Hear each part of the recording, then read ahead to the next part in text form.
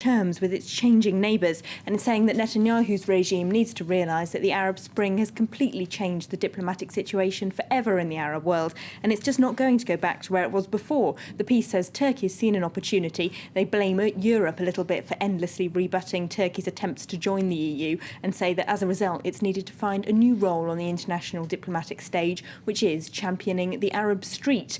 They say the protests that we saw at the Israeli embassy in Egypt might not seem like they're very compatible with democracy, but what we can see here is that the Egyptian street is making its view heard, and the government there in Cairo just can't afford to ignore them any longer.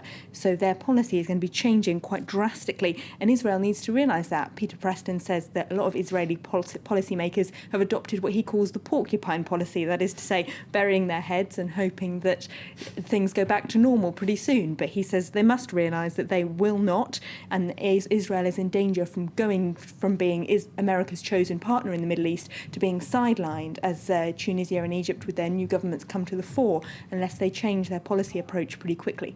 Porcupine policy, I'll remember that one. What about the domestic press, though, in Israel? How are they seeing it? Well, let's have a look at Haaretz. They call this a political tsunami, saying it's Netanyahu's government that will be washed away if they don't change direction pretty soon. They say Netanyahu's government thought that the UN General Assembly voting for a Palestinian state was about the worst thing that could happen. But actually, before we've even got to that vote, Israel is facing much bigger challenges, like the risk of the Sinai Peninsula turning into a new Gaza, that is to say, full of weapons and militants using it as a launch pad to start attacks on Israel. They say that, of course, Netanyahu can't control things like the fall of Mubarak and the rise of Erdogan, but the fact that he's done nothing to come up with a new Israeli policy to confront the new Arab world, and instead trying to cozy up to autocratic powers like Saudi Arabia, shows that he's understood nothing, and unless they change direction, then again, it's his government that they say will be washed away and replaced with a new one.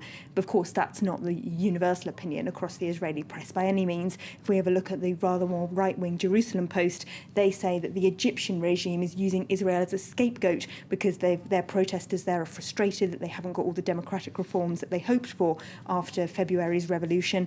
And so they accuse the Egyptian army of sort of surreptitiously encouraging those protesters to attack the Israeli embassy, because for them it's a convenient target for public anger. Now, you put out a slightly different story from the Middle East, this one. This one's in The Guardian in the UK. A brave campaign launched by gay activists in Iran.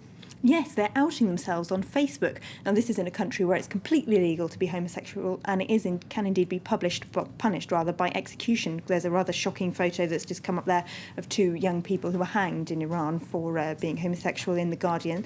But there's a new webpage opened on Facebook called We Are Everywhere, in which young Iranian gay activists have been sharing their stories, mostly anonymously, of course, with the world. Some have just got videos of their mouths speaking, and others have filmed videos from exile in Turkey.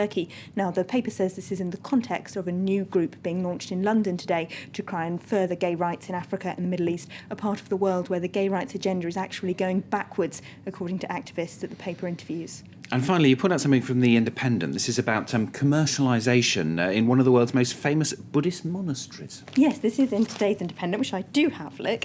And the article is headlined, Why the Kung Fu Monks Are Losing Their Religion. Now, the reporter has been to the Shaolin Temple, which is so famous and has been in numerous Kung Fu movies, so you've probably heard of it. Mm-hmm. But they say it's been completely taken over by commercialisation. They interview a former monk there who's going to become a hermit, because they say it's just become over-commercialised. They blame the abbot there, who apparently has profited a great deal from trademarking the Shaolin name, and has also taken a luxury car from Chinese authorities, and even hosted a martial arts reality show. So it seems to be quite a long way from the Buddhist vows of poverty. McDonald's opens up soon. All right, Elena, thank you very much. That's Elena with her look through the international papers today. Headlines again then. Muammar Gaddafi's son, Sadi, confirmed as